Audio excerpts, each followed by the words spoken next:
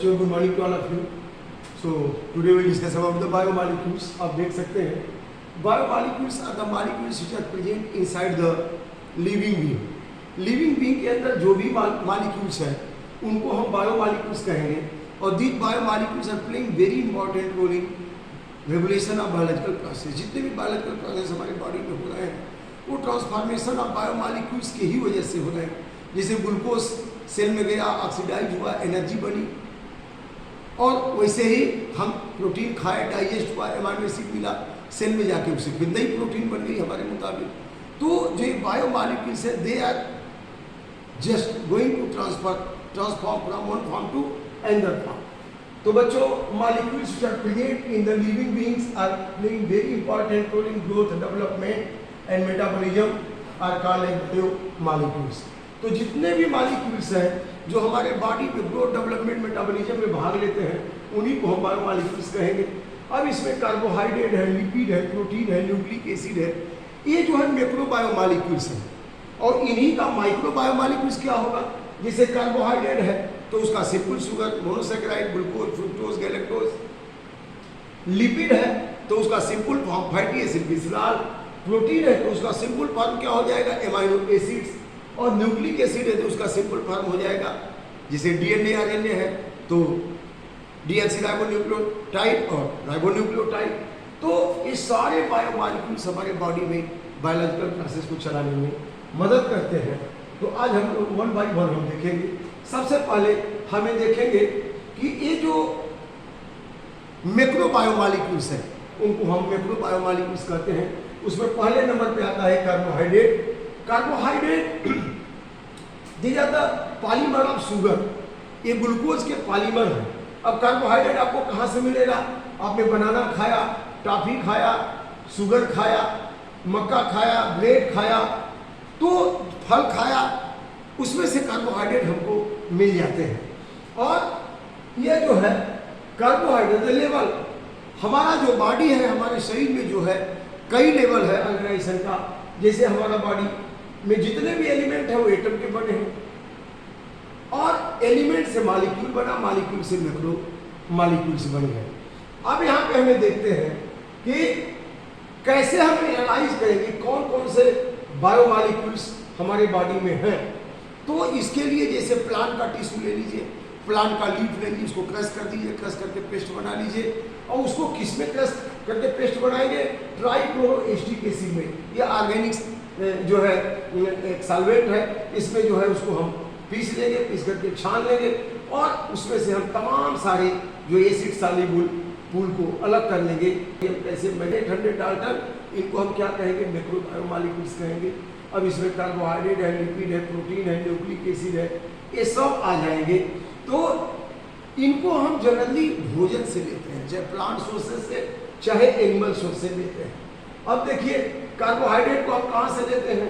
Bread से, rice से, आलू से, मक्का से, जो भी ये भोजन खाते हैं उसमें हमको कार्बोहाइड्रेट बड़े पैमाने पे मिल जाता है। अब इनका काम क्या है? Carbohydrate these are composed of carbon, hydrogen, oxygen, और यह जो है इनका मुख्य काम है हमें एनर्जी प्रदान करना। ये चीपेस्ट सोर्स ऑफ एनर्जी है। Carbohydrate is the cheapest source of energy. इसमें कार्बन, हाइड्रोजन, ऑक्सीजन 1:1 के रेशियो में होता है। और इनका मोनोमर है वो ग्लूकोज है, C6H12O6। और इनका पॉलीमर पॉलीसेकेराइड, जैसे स्टार्च है, ग्लाइकोजन है, सेलुलोज है, काइटिन है ना। ये कहाँ मिलेंगे? ब्रेड में, चॉकलेट में, पास्ता में, फ्रूट में, वेजिटेबल में, सब में जो है प्लांट सोर्सेज है वहाँ ये मिल जाएंगे। अब हम जरा देखते हैं कि यहाँ पे मोनोसेकेराइड कौन है। जरा देखिए, ये ग्लूकोज। मोनोसेकेराइड में कार्बन कितना है आप देख लीजिए, 1 2 3 4 5 6 कार्बन हो गया। यहाँ 6 कार्बन हो गया। इसके बाद हाइड्रोजन कितना हो गया? 1 2 3 4 5 6 7 8 9 10 11 12 हाइड्रोजन हो गया। ऑक्सीजन कितना हो गया? 1 2 3 4 5 6 हो गया। तो ग्लूकोज का वन मॉलिक्यूल है, मोनोसेकेराइड है। ऐसे ही ग्लूकोज के ढेर सारे, देखिए अब ग्लूकोज के ढेर सारे मॉलिक्यूल जुड़ गए आपस में ग्लाइकोसिडिक बॉन्ड से। अब ग्लूकोज के ढेर सारे मॉलिक्यूल जुड़ गए, जैसे कि एक आदमी अकेले खड़ा है और 150 लोग हो तो अपना बायां हाथ उनका दायां हाथ ऐसे जोड़ करके एक चेन बना लेते हैं, पूरा समूह हो जाता है। वैसे ही ये ग्लूकोज के कई मॉलिक्यूल आपस में ग्लाइकोसिडिक बांड से जुड़ जाते हैं और जुड़ करके पॉलीसेकेराइड बना लेंगे। वो पॉलीसेकेराइड सेलुलोज भी हो सकता है, प्लांट के सेल वॉल में पाया जाता है, वो स्टार्च भी हो सकता है, पोटैटो में जमा है, वो इन्यूलिन भी हो सकता है, वो काइटिन हेटेरोपॉलीसेकेराइड है, काइटिन है। तो तमाम सारे ये पॉलीसेकेराइड हैं जो अलग अलग सोर्स से देख सकते हैं ये मिलते हैं।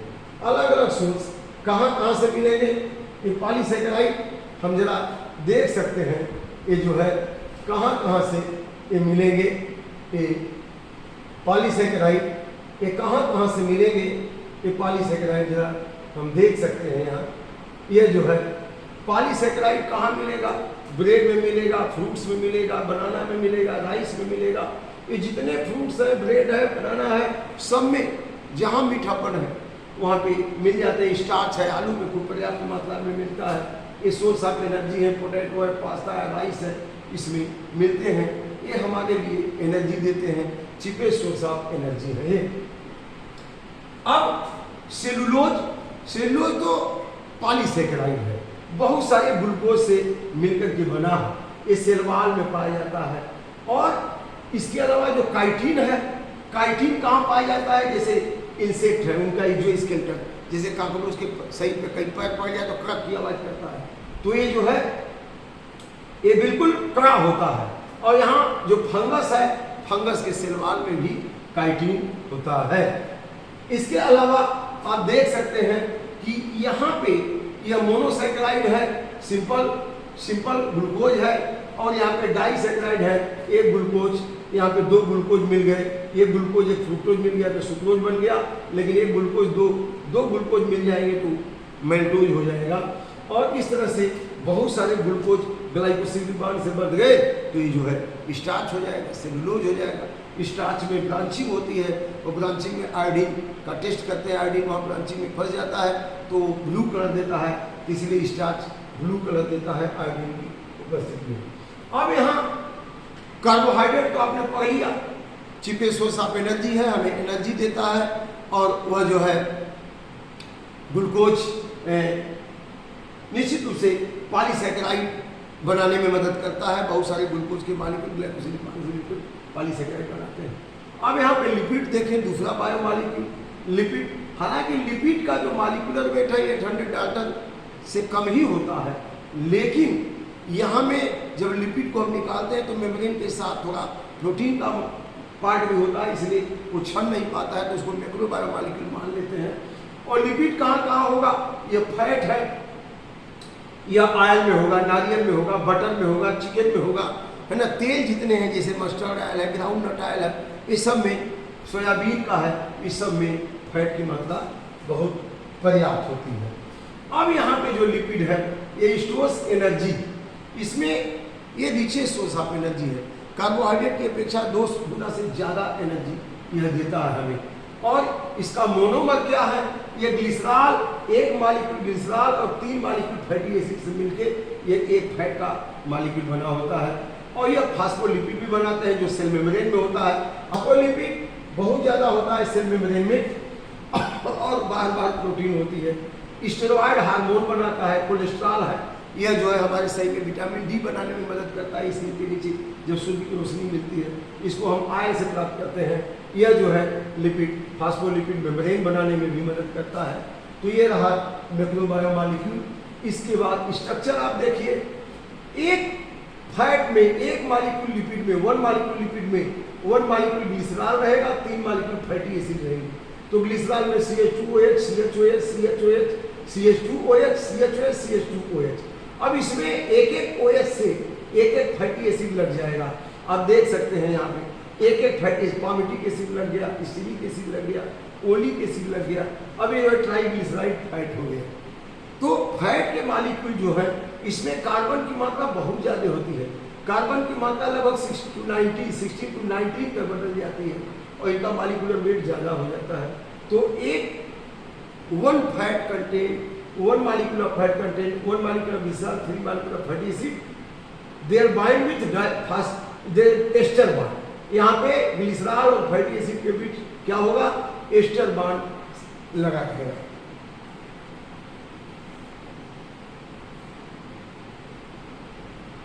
की बात करें, प्रोटीन भी पॉलीमर है एमाइनो एसिड का। It is also macro biomolecules. Protein composed of carbon argon oxygen, ये कार्बन आर्गन ऑक्सीजन का कंपोनेंट है। और प्रोटीन ये जो है बॉडी बिल्डिंग मटेरियल है, ये हमारे मसल्स में पाया जाता है। हमारा हीमोग्लोबिन में ग्लोबिन प्रोटीन वहाँ है। इसके अलावा ब्लड में एल्ब्यूमिन प्रोटीन है। तो एंटीबॉडी भी हमारे प्रोटीन के बने हैं, बहुत सारे हार्मोन प्रोटीन के बने हैं, एंजाइम प्रोटीन के बने हैं। तो ये सारे प्रोटीन किससे बनते हैं, ढेर सारे एमाइनो एसिड से मिलकर बनते हैं। जब एमाइनो एसिड आपस में जो है पेप्टाइड बॉन्ड से बनता है तो प्रोटीन बन जाता है। और प्रोटीन हमारे बॉडी निर्माण में, हमारे एंजाइम निर्माण में, हमारे हार्मोन निर्माण में, सेल मेम्ब्रेन के निर्माण में भाग लेते हैं। प्रोटीन मिलेगा कहाँ से हमको, प्रोटीन दाल से मिलेगा, पल्सेस से मिलेगा, एग से मिलेगा, मीट से मिलेगा, फिश से मिलेगा और कुछ फ्रूट्स में भी मिलेगा, है ना। तो इसमें जो मिल जाते हैं। और प्रोटीन क्या है, कार्बन आर्गन ऑक्सीजन नाइट्रोजन का अवयव है। इसमें एमाइनो एसिड इसका मोनोमर है। अब आप देख लीजिए, यहाँ पे एक एमाइनो एसिड है, दूसरा ये है। दो एमाइनो एसिड के बीच में यहाँ कौन सा बॉन्ड बन गया, पेप्टाइड बॉन्ड। तो ये डाईपेप्टाइड प्रोटीन हो गई। यहाँ एक और जुड़ जाएगा तो ट्राईपेप्टाइड, टेट्रापेप्टाइड, पेंटापेप्टाइड। तो जितने एमाइनो एसिड जुड़ते जाएंगे उतना ज़्यादा ये बनते जाएगा। अब एक एमाइनो एसिड में देखिए एमिनो ग्रुप है और कार्बोक्सिलिक ग्रुप है। एक एमिनो ग्रुप हो गया, एक कार्बोक्सिलिक ग्रुप। यहाँ पे आर है एल्किल ग्रुप, इसका वैल्यू बदलते रहता है। यहाँ एच है, यहाँ भी एच रहेगा तो ग्लाइसिन हो जाएगा। ऐसे ही इसका वैल्यू बदलेगा तो एमाइनो एसिड का नाम बदलते रहेगा। हमारे बॉडी में कुल 400 तरह की 400 टाइप्स ऑफ प्रोटीन है, जो 20 या 22 तरह के एमाइनो एसिड से मिलकर 26 लेटर। और 26 लेटर अलग अलग क्रम में अरेंज होकर अलग अलग वर्ड बनाते हैं। वर्ड अलग अलग क्रम में अरेंज होकर के अलग अलग सेंटेंस बना लेता है। और बहुत सारे सेंटेंस मिल करके पूरी किताब आप लिख लेते हैं।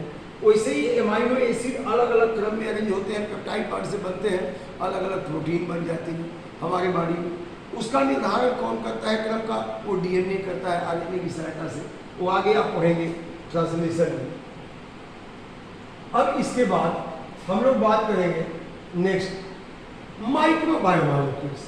माइक्रोबायोमॉलिक्यूल्स कौन है, जिनका मॉलिक्यूलर वेट 800 डाल्टन से कम है, उनको माइक्रोबायोमॉलिक्यूल्स कहेंगे। तो जो कार्बोहाइड्रेट का मोनोमर है, जैसे ग्लूकोज, फ्रुक्टोज, गैलेक्टोज, वो भी माइक्रोबायोमॉलिक्यूल है। जो फैट का मोनोमर है, फैटी एसिड के साथ, वो भी माइक्रोबायोमॉलिक्यूल है। और जो प्रोटीन का मोनोमर है, जैसे एमाइनो एसिड, वो माइक्रोबायोमॉलिक्यूल है। इसके अलावा आप समझ सकते हैं कि nucleic acid, DNA, RNA, nucleic acid भी मैक्रोबायोमॉलिक्यूल है। उसका मोनोमर क्या है, डीऑक्सीराइबोन्यूक्लियोटाइड, और राइबोन्यूक्लियोटाइड, वो भी माइक्रोबायोमॉलिक्यूल हो जाएंगे। तो यहाँ पे आप देख सकते हैं, यहाँ पे एमाइनो एसिड, यहाँ आर एमिनो ग्रुप, कार्बोक्सिलिक या एल्किल ग्रुप है। अब यहाँ पे यहाँ देख रहे हैं, यहाँ पे H लग गया, यहाँ पे H और यहाँ CH3 लग गया तो एलेनिन हो गया। C2H CH2OH लग गया तो सेरीन हो गया। और यहाँ H और H रहेगा तो ग्लाइसिन हो गया। तो एमाइनो एसिड कई तरह के होते हैं, कुछ एसिडिक होते हैं, कुछ एल्कलाइन होते हैं, कुछ न्यूट्रल होते हैं। जैसे ग्लाइसिन है, न्यूट्रल है। कुछ एमाइनो एसिड एरोमेटिक होते हैं, उसमें गंध होती है, जैसे फिनाइलएलेनिन है, ट्रिप्टोफैन है, इसमें एरोमा होता है ना। और यहाँ पे हमें देख सकते हैं कि जो एमाइनो एसिड है, एमाइनो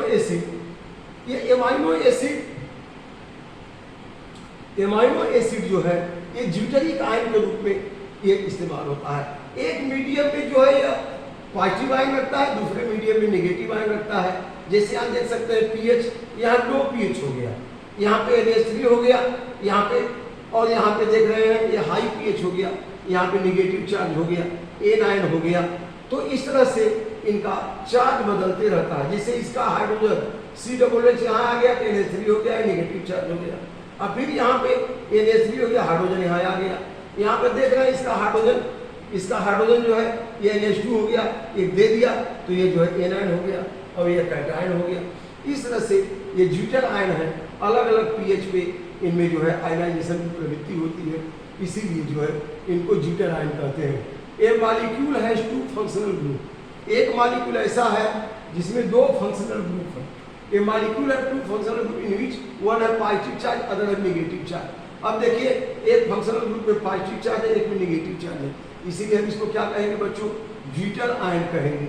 और इसके बाद हम देख सकते हैं न्यूक्लिक एसिड, ये भी मैक्रोबायोमॉलिक्यूल है। ये डीएनए डीऑक्सीराइबोज न्यूक्लिक एसिड, ये 2 हेलिक्स से बना है, लेकिन प्रत्येक हेलिक्स इसकी बेस शुगर और फास्फेट से बनी हुई है। और इसी डीएनए और हिस्टोन प्रोटीन से यहाँ पे क्रोमोसोम बनता है। डीएनए में पाया न्यूक्लियस में पाया गया क्रोमोसोम ये हेरिडिटरी कैरेक्टर को ट्रांसफर करता है, और डीएनए खुद हेरिडिटरी कैरेक्टर है, और ये ब्लूप्रिंट ऑफ बॉडी डिजाइन है। अब ये किसका बना होता है न्यूक्लिक एसिड? न्यूक्लिक एसिड दो तरह के, डीएनए और आरएनए, ये दो तरह के होते हैं। और एटीपी में भी बेस शुगर फास्फेट होता है, वो भी उसी का हिस्सा है, न्यूक्लिक एसिड का ही। तो यहाँ पे हालांकि एनर्जी स्टोर करने का काम करता है। अब यहाँ पे आप देख सकते हैं कि इनका न्यूक्लिक एसिड डीएनए और आरएनए का यह जो आपने देखा था, यह तो जो है पॉलीन्यूक्लियोटाइड, पॉली में ढेर सारे न्यूक्लियोटाइड से मिलकर बने हैं, मैक्रोबायोमॉलिक्यूल है। लेकिन यहाँ पे देखिए माइक्रोबायोमॉलिक्यूल, एक न्यूक्लियोटाइड है। यहाँ पे बेस शुगर और फास्फेट एक न्यूक्लियोटाइड हो गया। अगर यह रिबोस शुगर है तो राइबोन्यूक्लियोटाइड, डीऑक्सीरिबोस है तो डीऑक्सीराइबोन्यूक्लियोटाइड हो गया। और यहाँ पर आप देख सकते हैं कैसे जुड़ते हैं, तो आप देखिए यहाँ पे यह शुगर और बेस, शुगर के फर्स्ट कार्बन नंबर से बेस जुटेगा और उसके तीसरे या पांचवें कार्बन नंबर से फास्फेट। तो यहाँ पे एक न्यूक्लियोटाइड है, दूसरा न्यूक्लियोटाइड है, तीसरा है, चौथा है। तो इस तरह से न्यूक्लियोटाइड आपस में फास्फोडाइएस्टर बॉन्ड से बनते हैं। यहाँ पे यह जो है बेस है, यह शुगर है, शुगर का यह पांचवा और इसके तीसरे से, इसका तीसरा इसके पांचवें से, और यहाँ पे ऐसे ही इसका पांचवा इसके तीसरे से। तो ये जो है एंटी पैरेलल डायरेक्शन में होते हैं। और दो बेस एडेनिन थायमिन से डबल हाइड्रोजन बॉन्ड से, ग्वानिन साइटोसिन से ट्रिपल हाइड्रोजन बॉन्ड से जुड़ता है। इस तरह से यह जो पूरी एक हेलिक्स बन जाती है, ये न्यूक्लियोटाइड और यह पॉलीन्यूक्लियोटाइड, ये भी पॉलीन्यूक्लियोटाइड, दोनों मिला के ये डीएनए बना लेते हैं। तो इस तरह से base adenine thymine guanine cytosine, देखिए यहाँ पे डबल बॉन्ड है, यहाँ पे ट्रिपल बॉन्ड है, और यहाँ पे बेस शुगर फास्फेट, इस तरह से ये जो है आपस में लगे रहते हैं। तो यह क्या बना दिया, ये जैसे ग्वानिन है और साइटोसिन है, ट्रिपल हाइड्रोजन बॉन्ड से जुटे हुए हैं। और यहाँ पे बेस और शुगर किससे जुटा है, एन ग्लाइकोसिडिक बॉन्ड से, और शुगर और फास्फेट किससे जुटा है, फास्फोडाइएस्टर बॉन्ड से जुटा हुआ है। न्यूक्लियोटाइड तो मैक्रोबायोमॉलिक्यूल हो गया। तो न्यूक्लिक एसिड यह जो है, यहाँ पे एडेनिन थायमिन है तो ये डीएनए है। अगर एडेनिन के साथ यूरेसिल रहता और रिबोस शुगर रहता तो आरएनए होता। तो ये जो है न्यूक्लिक एसिड है। इस तरह से आप देख सकते हैं कि हमारी बॉडी में ढेर सारे बायोमॉलिक्यूल्स हैं जो कहीं ना कहीं हमारे बायोलॉजिकल प्रोसेस को चलाते हैं बच्चों। तो थैंक यू वेरी मच, आज आप लोगों ने बायोमॉलिक्यूल्स को पढ़ा। Thank you.